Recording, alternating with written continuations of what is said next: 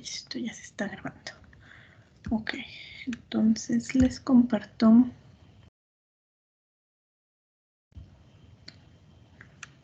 Super, el día de hoy vamos a comenzar nuestra sesión ya con tema como tal de la asignatura, empezando en nuestro programa por los conceptos básicos de la microbiología ya como tal. Entonces, fíjense bien este libro que está aquí, este libro bonito, es el Brock, se llama Biología de los Microorganismos. Va a ser nuestro libro base para una parte del contenido general. Está súper bonito, está igual que algunos otros que son textos académicos, bastante noble para que ustedes vayan ahora sí que dándole un seguimiento, una continuidad al texto, al conocimiento. Entonces, se los voy a compartir, se los voy a dejar aquí en la sección de archivos en el Teams. Y de igual forma, el contenido que vayamos revisando, pues conforme vamos avanzando, ya casi para que se complete el tema 1, que en realidad este tema no está tan largo, les cargo la presentación con la información más relevante para que puedan tenerla igual de respaldo, ¿sale? Entonces, vamos a comenzar. La parte 1 o el tema 1 se denomina en este caso conceptos básicos para la microbiología. Entonces, en este libro, en el capítulo 1, tenemos la introducción, pues el libro en realidad es microbiología o biología de los microorganismos. Aquí podemos identificar en la generalidad el término microbiología, pues micro que significa pequeño, bio que significa vida y logos, que sería la palabra de la cual proviene logía, biología, microbiología, nos estaríamos refiriendo al estudio de los pequeños, de los muy pequeños organismos vivos. Entonces, para nuestro programa que vamos a estar revisando, no solamente nos vamos a referir a bacterias, como bien les mencioné el día que hicimos la presentación de la asignatura, vamos a trabajar también o vamos a identificar características de algunos organismos eucariotas, pero sí nos tienen que quedar claros como estos fundamentos básicos en los cuales se sustenta y se ha sustentado a lo largo de la historia el estudio de la microbiología. Entonces, primero pues hay que describir. Microorganismos son para la finalidad de nuestra asignatura, organismos de pequeño tamaño, incluso tenemos un tema que va a abarcar a los que no son organismos vivos, como los virus y viroides, pero nos vamos a referir en general a los organismos vivos más pequeños que existen, cómo funcionan, cuáles son sus características, en dónde habitan, etcétera. Entonces, tomando esto en cuenta, pues nosotros podemos identificar, voy a hacer esto un poco más grande para poder irnos guiando aquí con el texto. Podemos identificar a lo largo del planeta, se han visto que en prácticamente cualquier lugar pueden existir organismos, desde los que, por ejemplo, nos llegan a infectar a nosotros, una infección en la garganta, desde los que habitan en simbiosis con las plantas, en el sistema del suelo, los que llegan a habitar siendo patógenos o simbiontes de algunos otros organismos, hasta los que viven en hábitats de vida libre, los que se encuentran en las zonas más extremas del mundo, donde hace muchísimo frío, donde la profundidad del agua es ya increíble y la presión es muy alta, donde las cantidades de salinidad son diversas, etcétera. Entonces, estos microorganismos se consideran lo primero que existió en la Tierra. Entonces, a partir de nuestra gran historia evolutiva del origen de la vida, en donde se forma la primera célula, el primer organismo y comienza a reproducirse, y a partir de ahí surgen diversas adaptaciones, diversas especies. Vamos obteniendo diferentes mecanismos metabólicos, vamos obteniendo diferentes de colonizar todos estos hábitats tan distintos. Entonces, prácticamente en cualquier lugar llegamos a encontrar organismos de este tipo. Ahora, los microorganismos, como bien estudia la microbiología, va a tratar de darles respuesta a ciertas preguntas, como todo estudio, recordando aquí un poquito el método científico. Primero observamos algo, nos surge una pregunta, generamos una hipótesis, en la actualidad seguimos el método, realizamos una experimentación, resultados, análisis, conclusiones, etc. Entonces, para la microbiología, las preguntas clave van a ser estas dos. Comprender la naturaleza y el funcionamiento del mundo microbiano y aplicar esa comprensión en beneficio de la humanidad y del planeta. Es decir, que no solamente la ciencia como tal, la microbiología, se quede en una ciencia básica, que no solo se genere el conocimiento, sino que efectivamente podamos llegar a la aplicación de lo que estamos conociendo nuevo, de lo que estamos analizando. Entonces, vamos a tener ahora sí que dos vertientes grandes en cuanto al estudio microbiológico. El primero, como ciencia básica, quien se va a dedicar a investigar como tal cómo funcionan, para qué sirven, dónde los encuentro, y la parte aplicada que va a llevar ahora sí ese avance tecnológico a poder generar nuevos productos, ya sea en medicina, en veterinaria, en agricultura, en farmacéutica, en lo que se les ocurra a ustedes, que puede tener una aplicación real. Cualquiera de los conocimientos nuevos que se estén generando, llevarlo a la práctica. Entonces, fíjense bien, si nos pasamos nosotros a identificar ahora sí que los tamaños de microorganismos, vamos a lograr observar tamaños muy variables. Aunque son microorganismos todos, aunque todos tengan tamaños microscópicos, vamos a llegar a tener distinto tipo de tamaños entre células bacterianas. Aquí lo que tenemos, por ejemplo, es una representación, un esquema general, lo voy a hacer un poco más grande, un esquema general de lo que sería un cultivo bacteriano. Tenemos una cajita de Petri, que son estas cajitas redondas que permiten colocar ahí algún medio de cultivo estéril, en el cual se genera una inoculación, es decir, se selecciona una especie o una muestra y se comienzan a crecer lo que se conoce como estrías. Vamos a hacer un trazo literal, así como si fueran rayitas, como si estuviéramos iluminando arriba abajo, para colocar todos los microorganismos. Y de acuerdo al medio de cultivo, si el medio es adecuado, si tiene los nutrientes suficientes, si es del agrado de la bacteria, tiene las condiciones de humedad, de pH, etcétera, vamos a lograr obtener este tipo de colonias. Es decir, aquí de hecho nos podemos dar cuenta que la forma de cultivar microorganismos tiene ahora sí que como una secuencia. Cuando nosotros tomamos un inóculo de lo que sea, imaginen, por ejemplo, una persona que tiene una infección recurrente en la garganta, llega el punto en el que ya, pues ya le dieron un tratamiento, no funcionó, le dieron otro tratamiento, no funcionó, va al médico y le dice, te voy a mandar a hacer un cultivo. Va al laboratorio, literalmente, con un asa o con un hisopo, le toman una muestra de lo que se encuentra en el interior de su garganta y esa muestra la tienen que cultivar para identificar qué microorganismo es y qué tratamiento darle a la persona para que esa infección pueda eliminarse. Entonces, ¿qué pasa con ese inóculo? Pensemos que tenemos así literal la muestra en el hisopo que tomamos de la garganta y lo vamos a empezar a repartir aquí. Entonces, pueden observar que aquí se ve súper blanco, que parece que está todo súper compacto. Luego, a partir de aquí, con otro instrumento, normalmente se conocen como asas de inoculación, con otro instrumento comenzamos a esparcir a partir de aquí una segunda parte en donde observamos el crecimiento. Si se fijan, el crecimiento ya no es tan denso, ya se empiezan a ver espacios en blanco.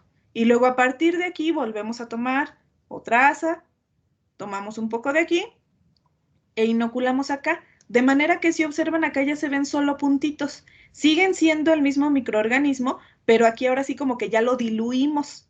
Ya se ve muy, muy poco densa la población y logramos identificar colonias por separado, así se le denominan colonias bacterianas.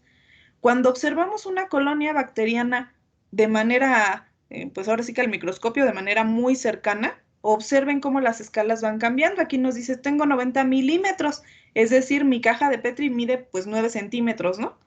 Entonces, de 9 centímetros paso a ubicar que una colonia bacteriana va a medir 2 milímetros. Es una pequeña cosita, ni siquiera la mitad de 1 centímetro. Y ahora si me voy a esa escala, a ampliarla más en un microscopio, voy a lograr observar esto.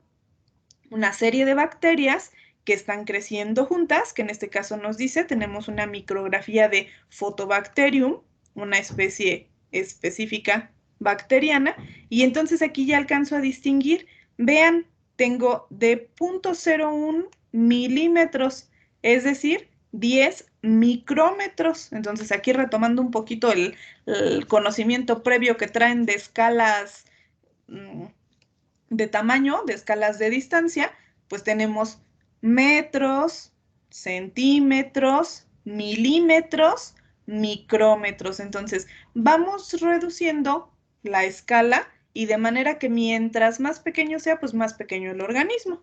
Aquí tenemos organismos súper pequeñitos y pues cada uno de ellos, observen, aquí estarían bien diferenciados, con una estructura alargadita muy bonita. Entonces, esta es pues meramente una imagen representativa.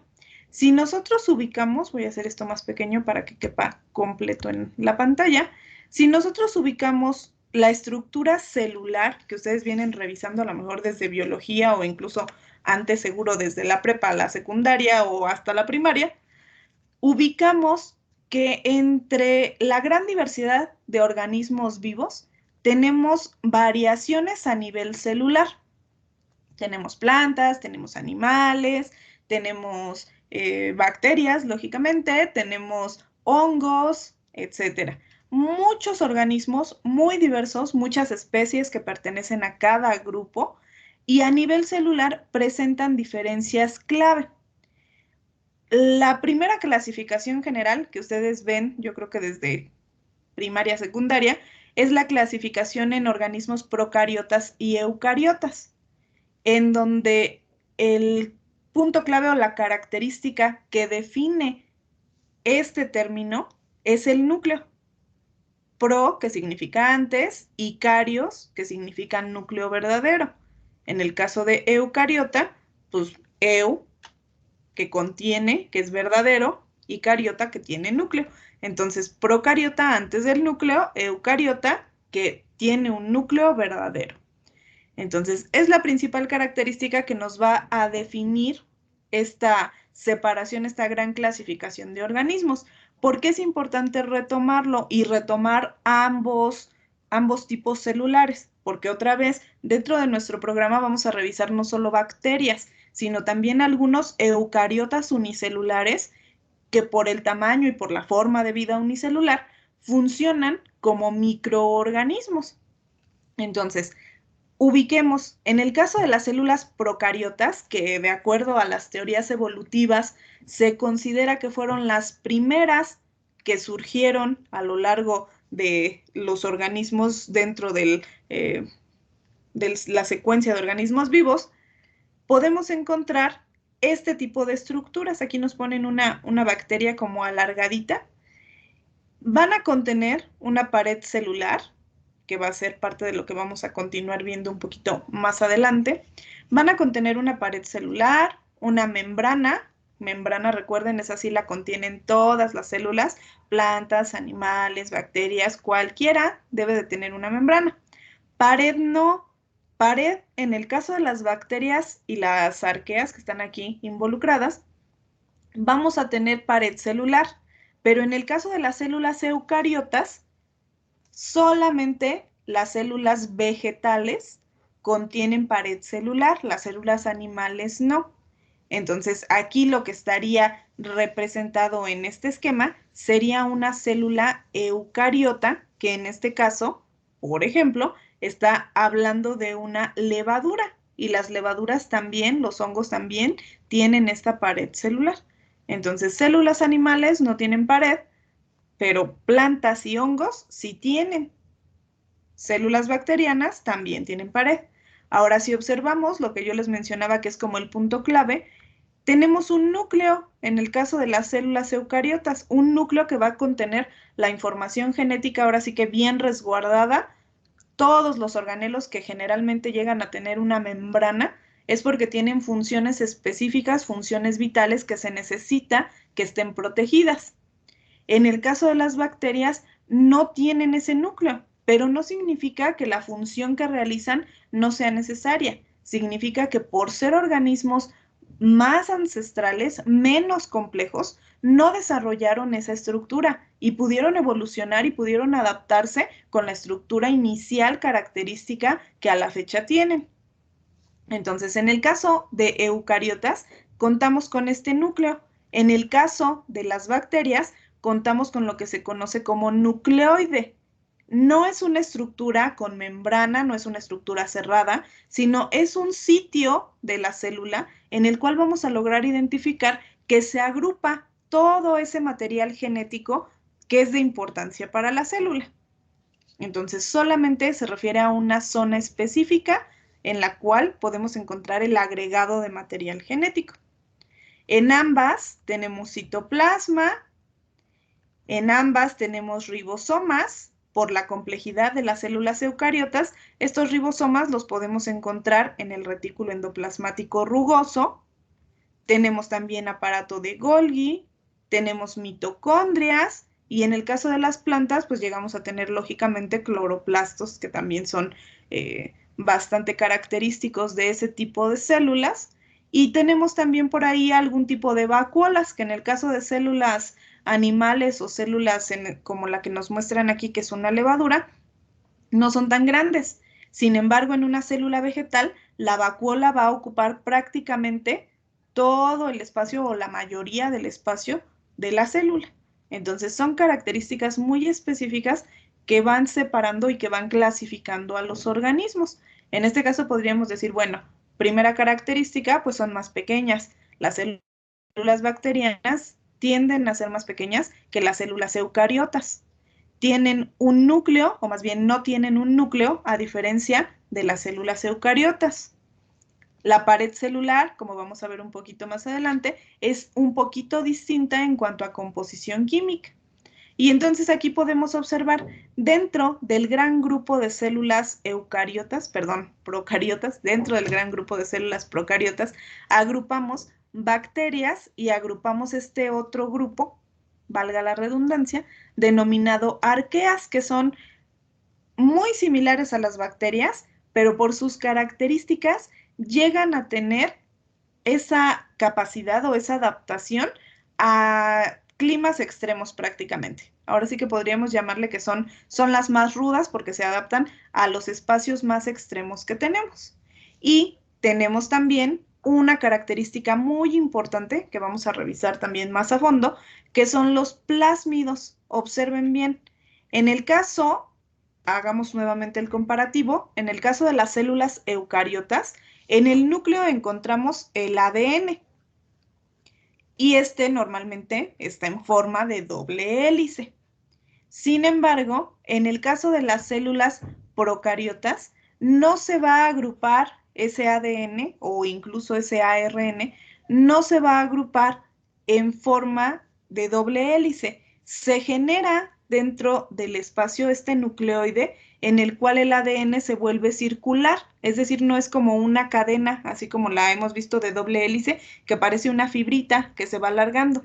En este caso no, se va plegando sobre sí mismo, formando una gran hebra circular.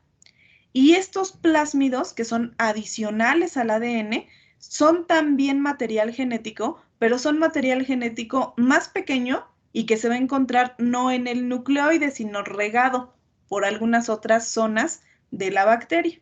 Entonces, también es material genético, es más pequeño, es circular y va a encontrarse distinto, separado de lo que normalmente es el nucleoide. Entonces son características generales que podemos ir identificando de las células. Ahora, vamos a pasarnos un poquito para acá. Aquí tenemos un esquema donde nos dice, hay algunas propiedades que van a caracterizar a todas las células, es decir, a los organismos vivos. Ustedes tal vez, igual desde la prepa, vienen identificando que para que a un ente se le considere organismo vivo, tiene que cubrir ciertas características. Y por ahí aparece, yo creo que en biología tal vez, la teoría celular, en donde nos mencionan, ninguna célula puede aparecer de la nada solo porque sí, por generación espontánea. Tiene que provenir de células que previamente ya existen, es decir, no podemos crear vida de la nada. Tenemos que tomar, ahora sí que el molde, algo como base, algo que ya esté vivo para poder generar un nuevo individuo. Entonces, en el caso de las características generales que se mencionan para identificar a los organismos vivos, podemos observar que tenga una reproducción, que tenga metabolismo, que tenga crecimiento, que tenga movimiento, etc. Ahora, estas características generales van a ser específicas en cuanto a si se cumplen y en qué grado se cumplen, dependiendo de qué tipo de célula estemos hablando. Entonces, fíjense bien, en el caso de las propiedades que se deben cumplir para todas las células, voy a hacer esto más grande, tenemos aquí la parte del metabolismo, es decir, para que se considere un organismo vivo, las células deben ser capaces de tener rutas metabólicas y por lo tanto, partes de su organismo, partes de la célula, en el caso de los unicelulares, o parte de órganos, en el caso de los pluri o multicelulares, partes que estén diseñadas para realizar rutas metabólicas específicas. Por ejemplo, en el caso de todas las células, hablamos de que tengan material genético, que contengan forzosamente información que controle todas sus funciones y que además tengan un metabolismo, ya sea catabólico o anabólico, es decir, que tengan la capacidad de degradar nutrientes que estén ingiriendo o de sintetizarlos a partir de alguna fuente de energía, ya sea orgánica o inorgánica. Pensemos, por ejemplo, las plantas. Las plantas que realizan fotosíntesis tienen principalmente para generar su alimento ese metabolismo anabólico, es decir, de construcción. Sin embargo, nosotros que necesitamos ingerir alimentos a partir de plantas o de animales, el proceso digestivo va a llevar a cabo procesos catabólicos. Entonces, ese metabolismo va a generar una interacción de la célula con el ambiente de acuerdo a lo que tenga disponible y a las condiciones ambientales que vayan modificando qué respuestas da la célula. Pensemos en el crecimiento. Todos los nutrientes van a desencadenar en que las células nuevas, crezcan en forma y tamaño.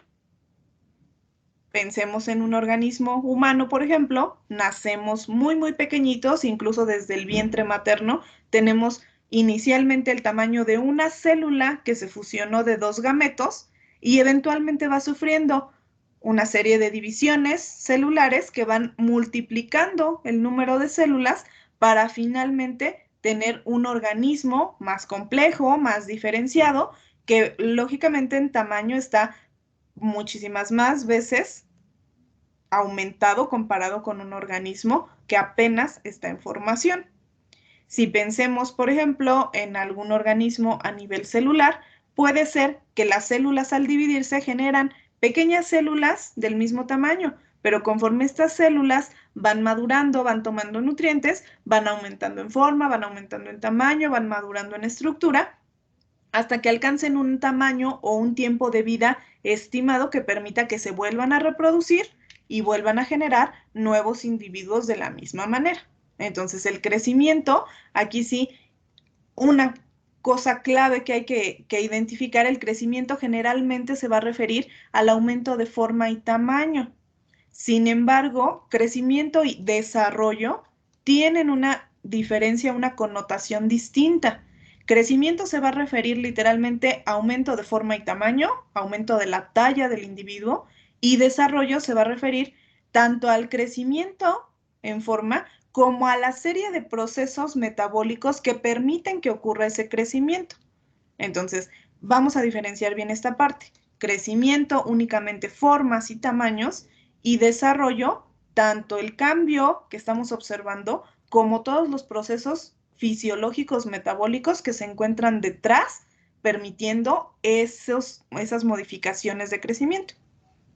Ahora, el proceso evolutivo que nos mencionan debe ser una característica que se conserva en los individuos, pues viene nada más que a confirmarnos, porque por ahí de repente a lo mejor todavía encontramos a alguien que nos dice es que yo no creo en la evolución, yo no creo que eso funcione.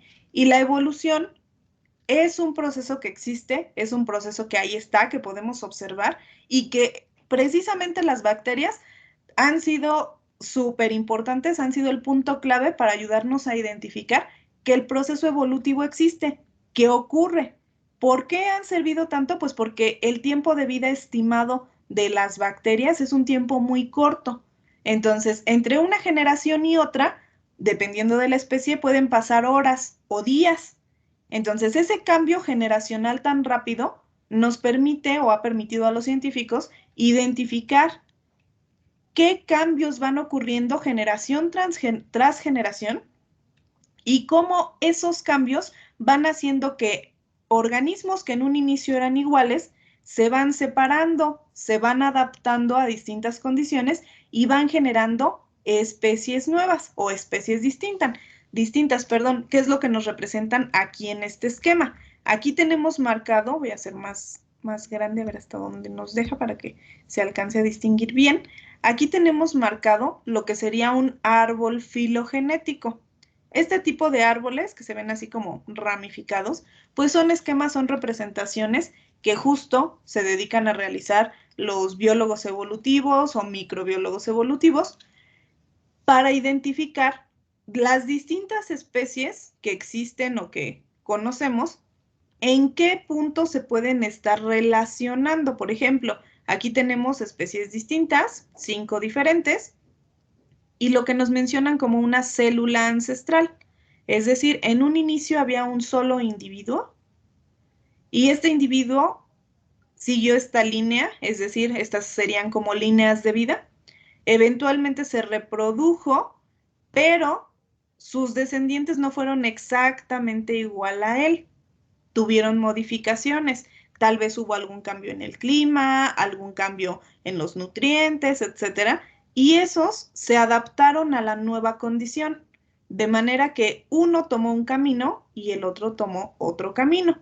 Vuelve a pasar más tiempo. Recuerden, aquí estamos hablando, en el caso de las especies bacterianas, podemos hablar de días, semanas, meses para llegar a obtener especies diferentes, pero en el caso de especies como nosotros que tenemos, pues ahora sí que un tiempo estimado de vida bastante más largo de año, no estamos hablando de que esta rayita represente, pues una semana o una generación, sino que representa miles de años en los cuales la reproducción de la especie en general va cambiando hasta que se modifica a especies nuevas. Pensemos, por ejemplo, en los grandes fósiles que se han encontrado por ahí de organismos Homo de años ancestrales, Homo neanderthalis, Homo australopithecus, no son iguales a lo que somos nosotros como Homo sapiens, ni en forma, ni en comportamiento, ni en nada prácticamente. O sea,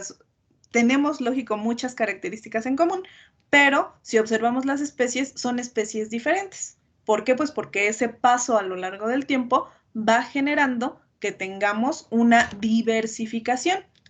Entonces, si se fijan, pues aquí podemos pensar nuevamente, pasan más generaciones, vuelven a divergir estos descendientes y vuelven a divergir y vuelven a divergir, de manera que al final llegamos a tener 5 especies diferentes, pero todas provenientes de una célula ancestral de hace, en el caso de bacterias, de hace semanas, de hace meses, de hace años, en el caso de especies más complejas, de hace cientos o miles de años.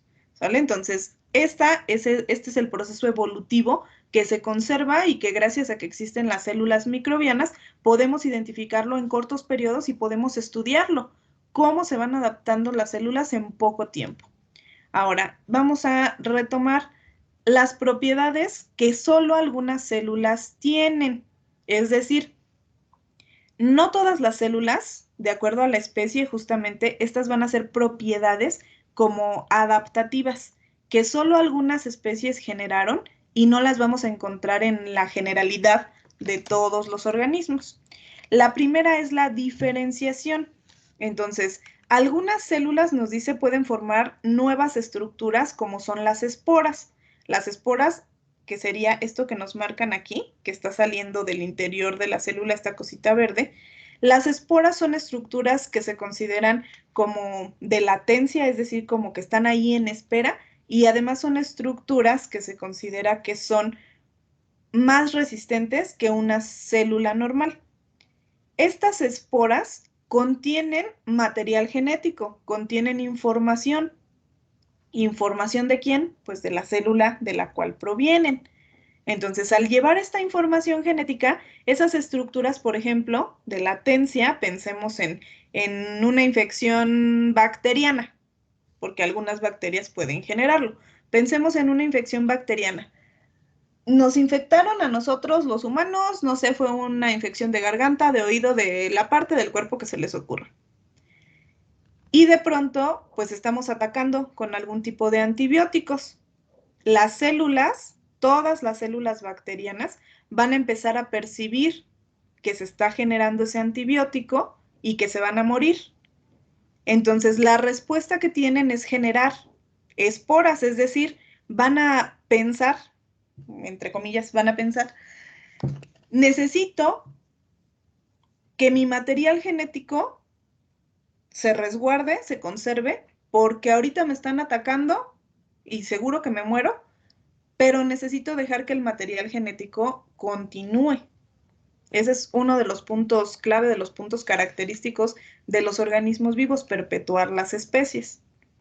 Entonces, generan esta estructura que tiene una forma, una función, una estructura química, una composición química diferente, que va a ser más resistente, que va a ser como un tipo cápsula, y esa espora va a estar ahí latente, va a estar en espera, de forma que cuando lleguen otra vez las condiciones adecuadas, híjole, suspendieron el tratamiento de antibióticos.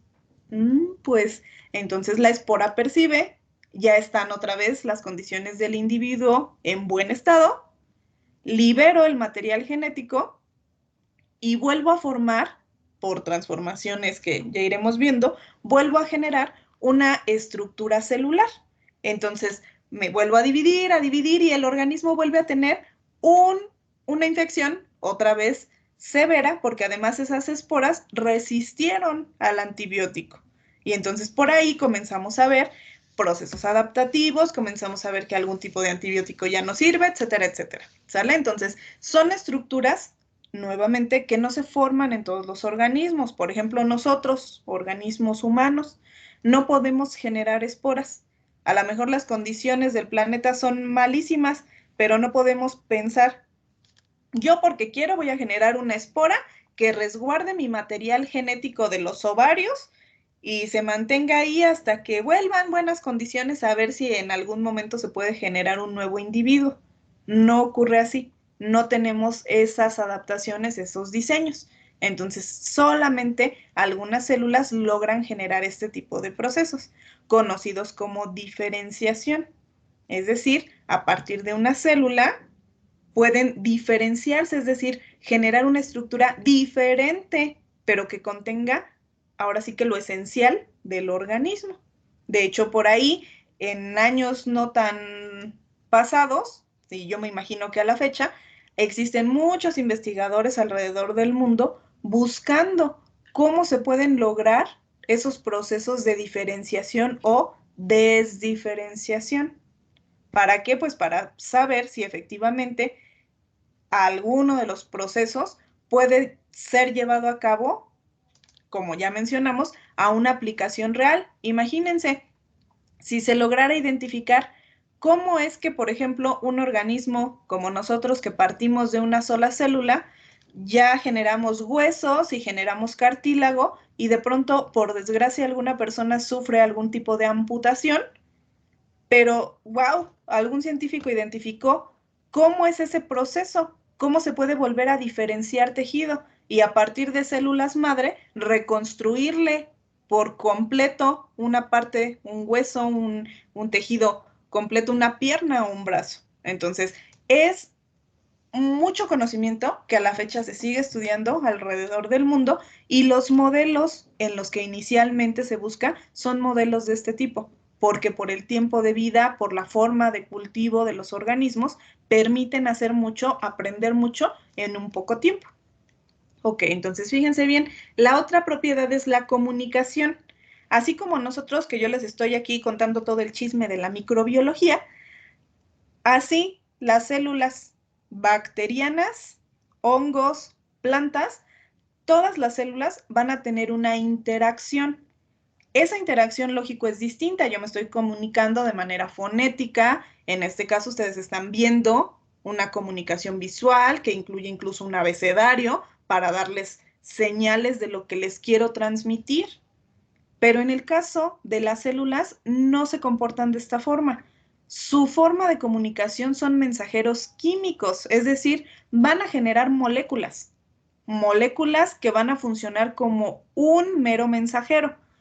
La forma más característica o la forma más visible que tenemos incluso en nuestras casas, por ejemplo, es cuando observamos, si son un poquito observadores, cuando llegan a observar cómo se madura la fruta.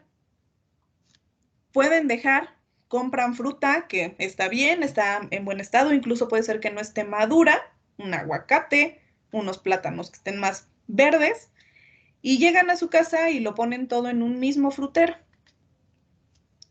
Las frutas, a pesar de que ya están cortadas de la fuente de la planta donde se generaron, van a tener un metabolismo. Entonces, estas plantas, estos plátanos, este aguacate que cortaron, lo dejan todo junto y de pronto se dan cuenta que, ah, caray, todo se maduró al mismo tiempo. ¿Por qué? Pues porque dentro de su proceso metabólico, dentro de su proceso de maduración, un punto clave, por ejemplo, que les menciono es de lo más visible que tenemos, es la generación de una molécula que se llama etileno, que es una molécula volátil.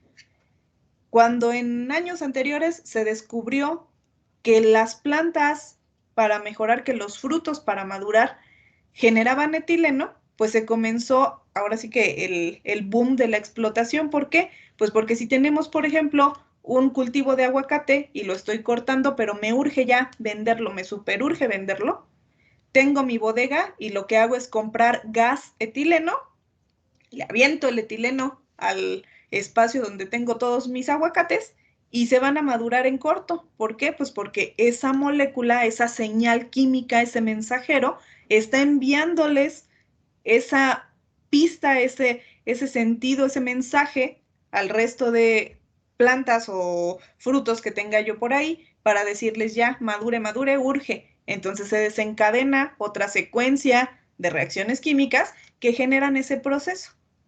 Y podemos pensar así en bastantes otros ejemplos que de hecho vamos a revisar más adelante, por el cual las bacterias llegan incluso a comunicarse, que es el famoso quorum sensing, así se denomina, que si lo pensamos en la traducción, es un sensado en quórum, es decir, sensar que existen muchos a mi alrededor y que están aventando una serie de señales para responder a algo. Por ejemplo, otra de los equivalentes a lo que sería el quorum sensing en bacterias es lo que por ahí alguna vez también pueden ustedes llegar a buscar aquí en internet. ¿Qué pasa con las plantas que, por ejemplo, habitan en un lugar donde llega una vaca a rumiar? Se come una planta y como está generando un proceso de herbivoría, es decir, se está comiendo la planta empieza a percibir, ay, me están comiendo y empieza a aventar un montón de señales químicas, de forma que las plantas que están a su alrededor generan procesos metabólicos con los cuales o cambian de sabor para que ya no les sea agradable a la vaca, o generan, por ejemplo, algún tipo de órganos de protección, como espinas, por ejemplo, o algo así, para que la vaca ya no se acerque. Entonces tenemos ahí muchos sistemas, muchos procesos de comunicación, que es comunicación química. Por ahí incluso llegamos a ubicar que nos llegan a vender por ahí en los comercios llévese este perfume porque tiene feromonas para que atraiga. En realidad, bueno, eso es un mero ejemplo porque en realidad para el ser humano eso no funciona, porque curiosamente nosotros en la nariz no tenemos receptores de feromonas, más que pues sí el perfume huele rico, pero en realidad las feromonas pues no dan para mucho. Pero en otros organismos sí, en organismos animales, por ejemplo, perros, gatos, que llegan a secretar feromonas a partir de la orina, entonces sí es otro mensaje químico que hace que el resto de individuos, ya sea de la misma especie o de especies diferentes, perciban un mensaje. Entonces son procesos de comunicación que si nos damos cuenta, muchas células tienen, pero son a distintos niveles y son de diferentes formas. Ahora, este último, que es intercambio genético, es un mecanismo bastante interesante que vamos a ver aquí en microbiología. Cuando nosotros hablamos de reproducción, del proceso reproductivo, pensamos normalmente en la reproducción humana o en la reproducción de animales superiores o mamíferos. Generalmente este tipo de reproducción involucra que haya un gameto masculino, que haya un gameto femenino, que se combinen y ocurra el proceso de recombinación. Es decir, quienes piensen algún día tener un hijo, la célula de la célula femenina, la célula masculina, al fusionarse, generan ese recambio, esa recombinación. No, los hijos no salimos exactamente igual al padre, pero tampoco exactamente igual a la madre. ¿Por qué? Pues porque hay una recombinación. Se genera un proceso por el cual algunos genes del padre van a ser los que sean visibles, algunos genes de la madre van a ser los que sean visibles. Me refiero a visibles con las características físicas que podemos observar. Por ejemplo, el color de ojos, la forma del pelo, la forma incluso a veces hasta la forma del cuerpo cuando somos adultos, etc. Entonces, distintos tipos de genes se recombinan. Sin embargo, en el caso de las células bacterianas, tienen lo que se conoce como intercambio, no recombinación. Fíjense bien la diferencia. Recombinación es para reproducción sexual generalmente, donde hay gameto masculino y gameto femenino. En este caso, el intercambio va a implicar que una célula pueda decir, le voy a compartir parte de mi ADN, en este caso DNA, es lo mismo porque está en inglés, le voy a dar parte de mi ADN a esta célula vecina que me cae requete bien, y entonces le voy a dar parte de mi ADN porque yo creo que le puede servir. Como somos pues de la misma especie o nos parecemos, yo creo que le puede servir ese ADN, se lo voy a compartir. Y en ese ADN va a ir un fragmento de genes, es decir, un fragmento de información que a la célula que lo va a recibir le puede ayudar a adaptarse a nuevas condiciones, a condiciones que anteriormente no había percibido. Entonces vean la diferencia, aquí es realmente una transferencia de ADN, mientras que en el caso de la reproducción sexual hablamos de una recombinación genética. Entonces son mecanismos distintos y este tipo de intercambio pues es específico para las bacterias. Y aquí tenemos este último, que en el caso de organismos superiores es movilidad, es decir, podemos caminar, desplazarnos de un lugar a otro, o ser sésiles, es decir, inmóviles, como por ejemplo las plantas, que van a estar fijas en un solo lugar, sí van a poder desarrollar lógicamente sus raíces, sus hojas creciendo en diferentes direcciones, pero van a estar fijos en ese lugar. Y sin embargo, en el caso de las células bacterianas, vamos a tener estructuras de motilidad, es decir, estructuras que les van a ayudar a desplazarse, a pesar de ser unicelulares y no poder desplazarse grandes distancias, sí les van a ayudar a desplazarse hasta cierto punto dentro de un espacio determinado. Ahora, estas estructuras de motilidad se conocen como flagelos o como cilios, que son las estructuras así como vellitos más pequeños, que también reciben el nombre de pili. En muchos lados todavía les dicen pili, entonces son flagelos, cilios o pili. Y este flagelo, en el caso de estas células, pues aquí podemos observar esta, por ejemplo, que nos recuerda pues un espermatozoide, que es la única célula animal que tiene capacidad de movimiento por autopropulsión. Es la única, el espermatozoide. ¿Por qué? Pues por justamente la evolución adaptativa que tuvo, el proceso reproductivo de la forma en que ocurre y la necesidad que tiene de alcanzar la célula o el gameto femenino para poder generar el proceso reproductivo. Entonces, son algunas de las características generales que podemos ir identificando que van diferenciando a algunos organismos, en este caso bacterianos, de organismos eucariotas. Entonces, me voy a regresar un poquito, más bien voy a avanzar, disculpen, para lograr identificar esta parte de aquí. En este esquemita, por ejemplo, tenemos lo que nos indicaría una secuencia de años desde el origen de la Tierra. Observen aquí marcado como si fuera un círculo, desde el origen de la Tierra hace aproximadamente 4.600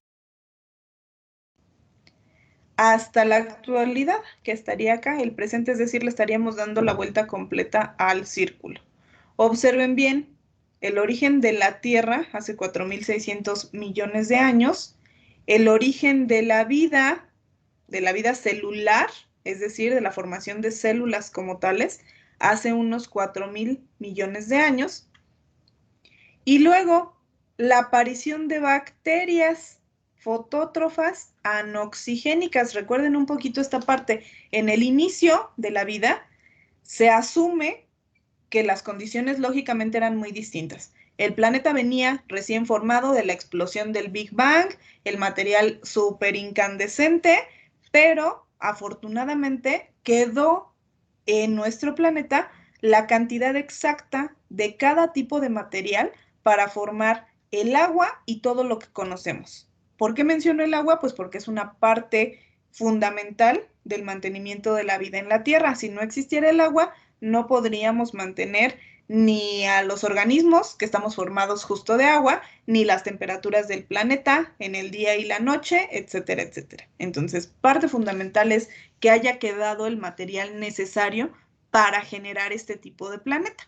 Ahora, en aquellos entonces, cuando el inicio de la vida surgió, si recuerdan, por ahí aparecieron los experimentos hace pues como 50 años de Miller y Urey, que decían: yo creo que hubo una serie de lluvias, el planeta se fue enfriando y había tormentas eléctricas, y a partir de esas tormentas eléctricas se generan biomoléculas orgánicas, se generan los primeros organismos, pero no había oxígeno.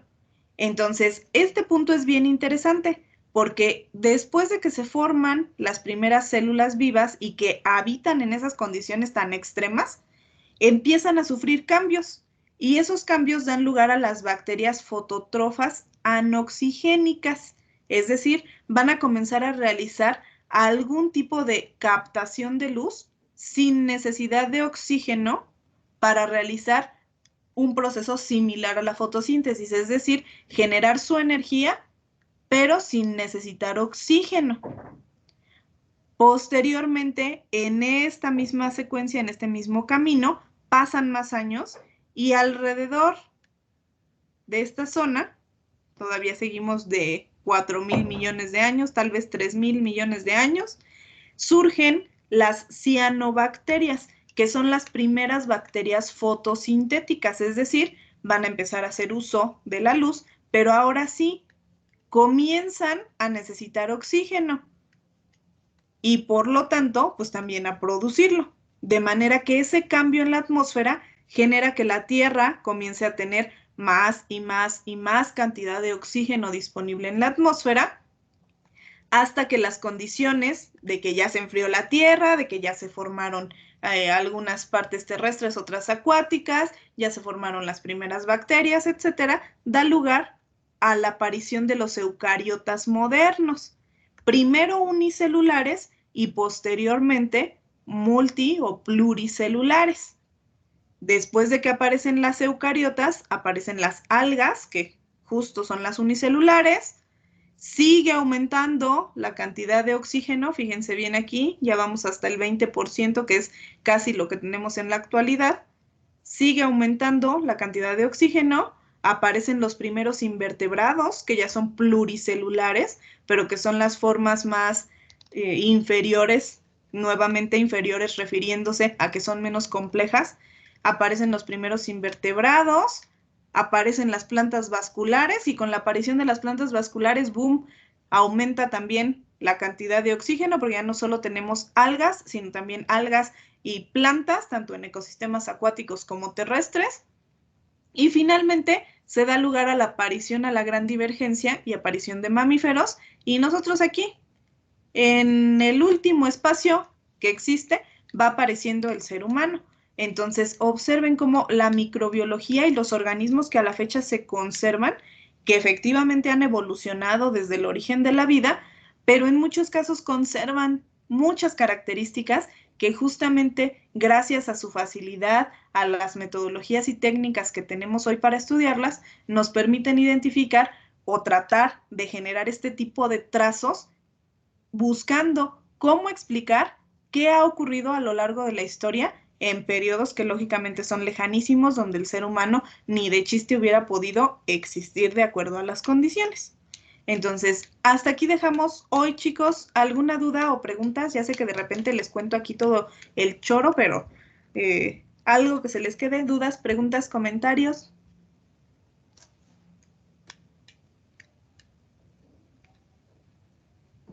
No, maestra, todo bien. Ok, muy bien, chicos. Pues entonces hasta aquí dejamos y nos vemos la siguiente semana. Les voy a dejar un texto, ahora sí va a ser un texto largo, ya sé que tienen trabajo y que vamos empezando, pero justo como vamos empezando, yo creo que van a tener muchas ganas de leer. Entonces, les voy a dejar un texto que nos va a dar pie para continuar las siguientes sesiones con la historia de la microbiología, es decir, quiénes empezaron a trabajar. Algunos tal vez ya lo hayan leído, es a veces un texto muy común en la prepa, que se llama Cazadores de Microbios. Espero que lo lean. No son tantas hojas, bueno, sí son más o menos, pero yo creo que sí alcanzan a leer bien cuál ha sido esta historia de la microbiología para abordarlo de lleno la siguiente semana. Chéquenlo bien porque seguramente la infografía que van a estar realizando dentro de este primer tema va a ser relacionada ya sea a este libro que les voy a pasar del trabajo de cada uno de los primeros investigadores en microbiología o a algún tipo de bacteria que tenga alguna característica especial, ¿sale? Entonces, léanlo porque sí es, la verdad es que es muy necesario y de ahí vamos a jalar seguramente algún trabajo. Entonces, aquí se los dejo cargado en la sección de archivos, igual que este libro, ahorita se los pongo para que continúen o profundicen en los temas conforme vamos avanzando, ¿sale? Pues que tengan bonito fin de semana, chicos. Nos vemos la siguiente. Bye, bye. Gracias, maestra. Bonito fin de semana. Gracias, Bye. maestra.